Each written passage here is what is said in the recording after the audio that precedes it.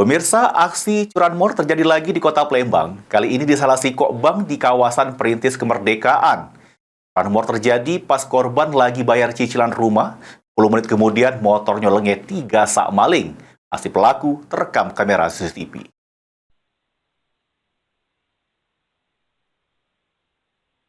Inilah dia rekaman CCTV-nya terselip pelaku guna helm putih berjaket hitam. Datang berjalan kaki langsung marahi sepeda motor yang terparkir di antara mobil. Tidak butuh waktu lama, pelaku dengan cepat menggasak motor metik tersebut.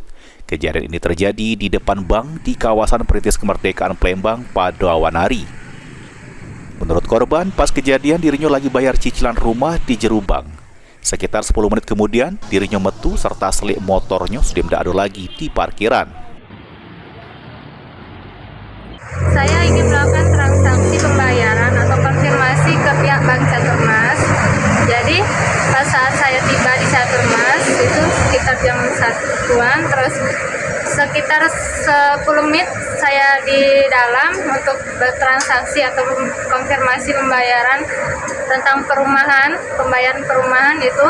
Nah, selanjutnya selesai dalam waktu telang 10 menit itu saya keluar menuju parkiran, ternyata di situ sudah hilang motor saya, sudah tidak ada.